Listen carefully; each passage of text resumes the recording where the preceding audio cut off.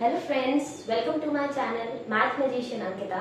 जैसा कि पिछले वीडियो में हमने सीखा था कि how to find the factors of a given number. Okay, in today's lecture we will be understanding how to find the common factors. Okay, this is lesson number 15 and the like topic is common factors. ठीक है, तो see our first question is find the common factors of 8 and 20. Okay, so as we already know how to find factors, so we can directly start solving. Okay, so now see, अगर आपने how to find the factors of a given number वाला video नहीं देखा है तो आप जाके मेरे चैनल पे सर्च करिए और आपको वो मिल जाएगा देखने। ठीक है, तो पहले वहां से हम सीखेंगे, उसके बाद ये क्वेश्चन बहुत इजीली सॉल्व कर पाएंगे। ठीक है, तो अभी हम सॉल्व करना स्टार्ट करते हैं।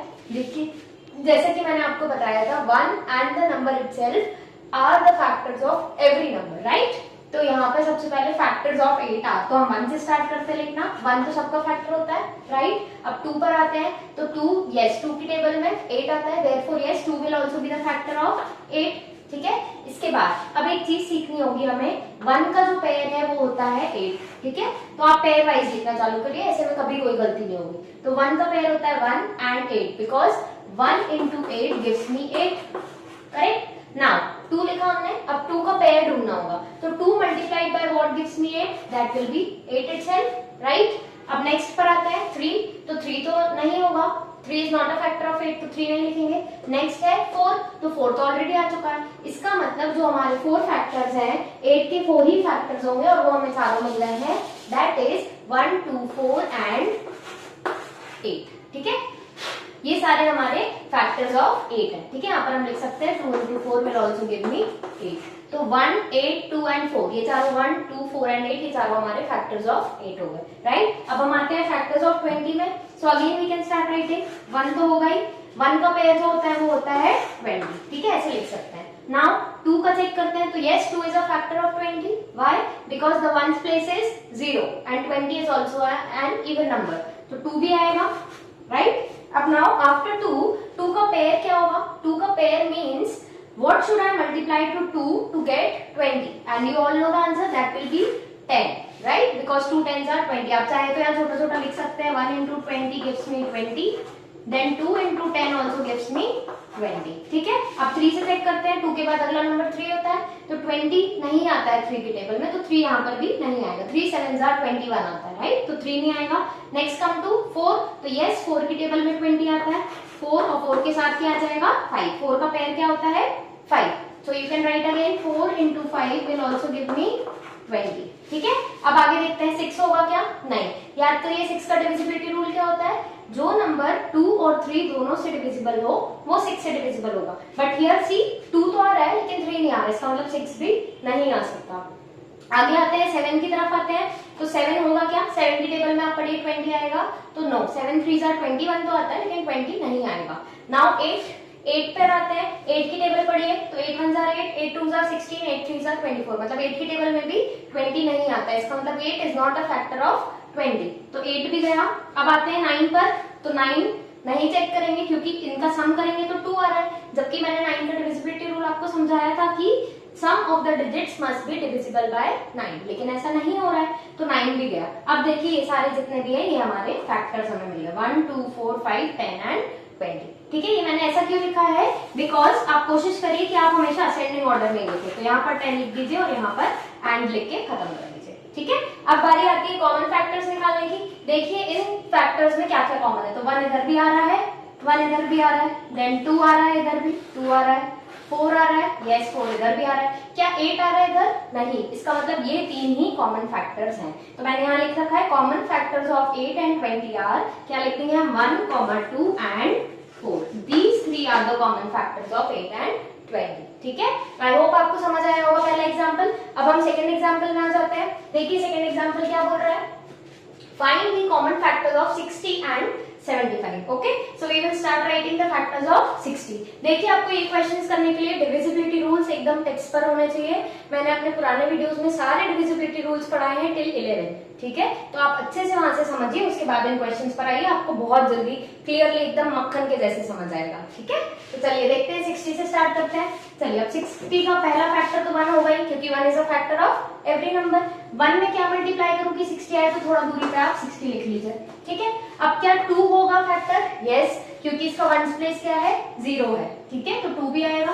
2 में मैं क्या मल्टीप्लाई करूंगी, 60 आए, बताइए 30, करेक्ट। तो यहाँ पर लिखिए आप 30, 230। ऐसा पेयर वाइज लिखेंगे तो कभी भी कोई भी फैक्टर मिस नहीं होगा, ठीक है। अगला क्या होता है 3, तो 3 भी होगा, क्यों, इन दोनों का सम करिए, कितना आया 6, and yes 6 is a multiple of 3, तो 3 लिख दिया मैंने। अब 3 में मैं क्या मल्टीप्लाई करूं, यहाँ पर आप लिख सकते हो चाहे तो 1 into 60 is equal to 60, then 2 into 30 is equal to 60, then 3 into what is equal to 60। चलिए बताइए, सोचिए मन में, 20 होगा, राइट, 23 और 60, तो 3 का जो पेयर है वो 20 के साथ बनेगा, तो यहाँ पर हम लिख लेंगे 20, ठीक है। अब 4 ट्राई करते हैं, तो क्या 60 डिविजिबल होता है 4 से, तो आप बोलेंगे यस मैम, ठीक है। 4, अगर आपको नहीं समझ आया 4 कैसे हो रहा है, तो 60 डिवाइडेड बाय 4 करके देख लीजिए, राइट, तो आपको पता चलेगा 4 होता है। अब 4 का पेयर किसके साथ बनाऊं मैं कि 60 मिल जाए, चलिए टेबल पढ़िए, 60 डिवाइडेड बाय 4 करेंगे तो कितना आएगा बताइए, 15 आएगा, यस। देखिए कैसे कैलकुलेट करेंगे,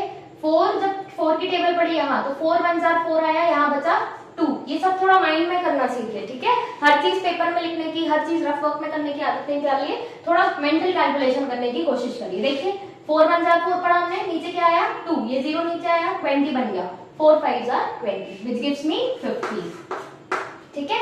अब आगे आते हैं, 4 हो गए, अब 5 पर आते हैं। 5 का डिविजिबिलिटी रूल हम सबको याद होगा, बताइए क्या होता है, रिवाइज करिए मन में। तो वंस प्लेस मस्ट बी 0 और 5, तो yes this condition is being fulfilled here, तो yes 5 is a multiple of 60, तो sorry 5 is a factor of 60, ठीक है।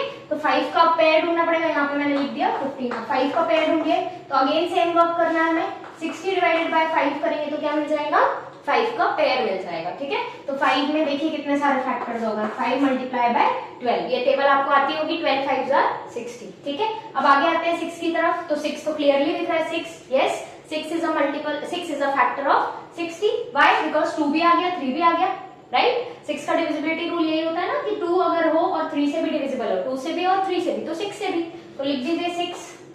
अब 6 में मैं क्या मल्टीप्लाई करूं कि 60 आए, बताइए, 6 10s are 60, तो 10 भी आ गया। हाँ लगता है जगह थोड़ी कम हो जाएगी। चलिए 11 में आते हैं, 11 होगा क्या, नो।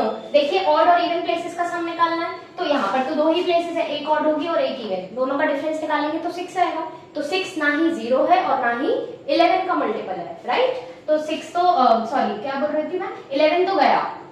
12 पर आते हैं, देखिए 12 ऑलरेडी आ चुका है, राइट। 13 पर आते हैं, 13 जाएगा क्या, नहीं, आपको थोड़ी टेबल्स आनी चाहिए ना बच्चों। 13 के लिए देखिए, 13 1 13, 13 2 26, 13 3 39, 13 4 52, 13 5 65, तो ये नंबर तो आया नहीं, मतलब 13 से नहीं जाएगा। 14 ट्राई करके देख लीजिए, 14 की भी टेबल आनी चाहिए, आप करके देख लीजिएगा, नहीं आएगा। और 15 की टेबल में आता है, जो कि ऑलरेडी हमारे पास आ चुका है, मतलब हमारे फैक्टर्स रिपीट होने चालू हो गए, ठीक है। तो ये जितने भी हैं ये सारे फैक्टर्स ऑफ 16 है, ठीक है। आप इनको थोड़ा अरेंज करके असेंडिंग ऑर्डर में लिख लेंगे तो थोड़ा अच्छा दिखेगा, ठीक है। मैंने पेयर वाइज लिख दिए हैं, ठीक है।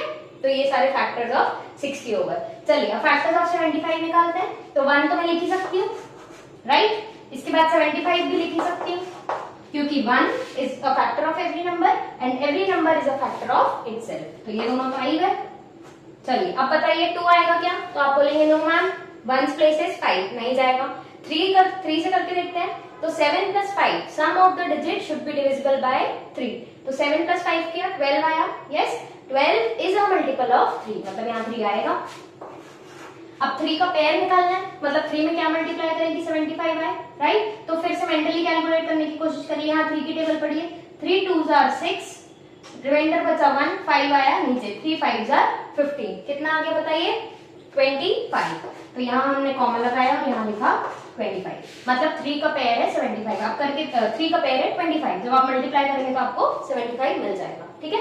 अब आते हैं 4 पर, तो करके देखिए, 4 1s are 4 किया, रिमाइंडर आया 3 और फिर 5 आया नीचे 35, 4 8s are 32, नहीं जाएगा। आप करके देख लीजिएगा, ठीक है। अगर आपको ओरली नहीं ऐसे सॉल्व करते बनता है तो आप करके देख लीजिएगा, आपका रिमाइंडर 0 नहीं आएगा, मतलब 4 is not a factor of 75। 4 को स्किप करते हैं, 5 पर आते हैं। चलिए 5 तो होगा ही, क्यों, बिकॉज 1 प्लेस इज 5, राइट।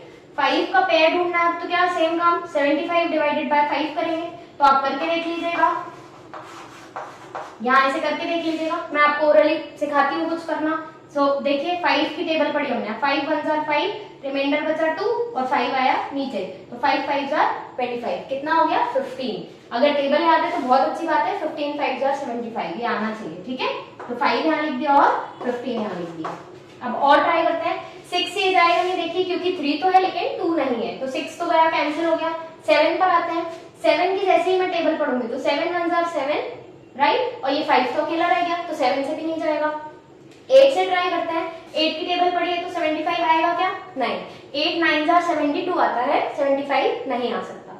9 पर आते हैं, तो 9 के लिए क्या करना होता है, दोनों को ऐड करिए, 7 और 5 12, क्या 12 9 का मल्टीपल है, तो आप बोलेंगे नो मैम, तो इसलिए 9 भी यहाँ नहीं आएगा। अब आते हैं 10 पर, 10 का डिविजिबिलिटी रूल भी हमने पढ़ रखा है, वंस प्लेस शुड बी 0, क्या यहाँ 0 है, नो, तो यहाँ 10 भी नहीं आ सकता। 11 पर आके देखते हैं, 11 में भी सेम, एक प्लेस ऑड है एक प्लेस इवन है, दोनों का डिफरेंस निकालिए, 7 में से 5 गए 2, तो ना 2 0 है और ना ही 2 11 का मल्टीपल है, तो 11 भी गया। अब आते हैं 12 पर, 12 की टेबल पढ़ के देखिए आप, 12 क्लोजेस्ट इसका बताइए क्या होगा 75 से क्लोजेस्ट, 12 6 जार 72 होता है, राइट, तो अपना 12 भी नहीं आएगा, ठीक है। 13 देखिए, 13 की टेबल भी आनी चाहिए आपको, 13 5 जार 65 आता है, 13 6 जार 78, तो 13 भी नहीं आएगा। 14 भी नहीं आएगा, क्योंकि 14 के सारे मल्टीपल्स क्या होने चाहिए, इवन होने चाहिए, है ना। 14 की टेबल आप जब भी पढ़ेंगे तो आपकी वंस प्लेस तो 4 रहेगी, तो देखिए 14 भी नहीं आ सकता। अब आता है 15, और 15 ऑलरेडी आ चुका है, इसका मतलब फैक्टर्स रिपीट होने चालू हो गए। तो अब इनमें से चलिए कॉमन फैक्टर्स निकाल लेते हैं। देखिए 1 कॉमन है, 1 कॉमन है, 1 तो हमेशा ही कॉमन रहेगा, राइट। फिर देखिए 2 इधर है, इधर नहीं है, 3 इधर है, 3 इधर भी है, राइट। फिर देखिए 5 इधर भी है, 5 इधर भी है, ठीक है। देखिए ये ऑर्डर वाइज लिखा है तो हमको मैच करने में इजी होगा, ठीक है। आप कभी भी असेंडिंग ऑर्डर में लिखिए। ये 15 है, यहाँ पे भी 15 है, और कुछ कॉमन दिख रहा है क्या बताइए, 25 यहाँ नहीं है, 75 यहाँ भी नहीं है, तो बस ये 4 कॉमन फैक्टर्स हो जाएंगे, ठीक है। तो हम फाइनल आंसर लिखेंगे, common factors of 60 and 75 are 1, 3, 5, 15, ये हमारा आंसर है, ठीक है। तो आई होप आपको दोनों एग्जाम्पल्स अच्छे से समझ आए होंगे।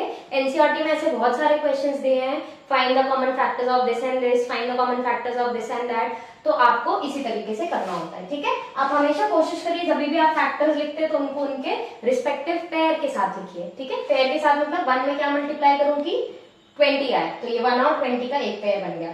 2 अगर आपने फैक्टर निकाल लिया तो 2 में क्या मल्टीप्लाई करूंगी, 20 आए, तो ये भी एक पेयर बन गया। फिर अगला 4 का 5 के साथ, 10 का 2 के साथ, एक्सेट्रा एक्सेट्रा, ऐसे आप करते जाएंगे तो आपका कभी भी कोई भी फैक्टर मिस नहीं होगा, ठीक है। तो ये वाला वीडियो यहीं एंड करते हैं। Thank you so much for watching my video, please like share and subscribe.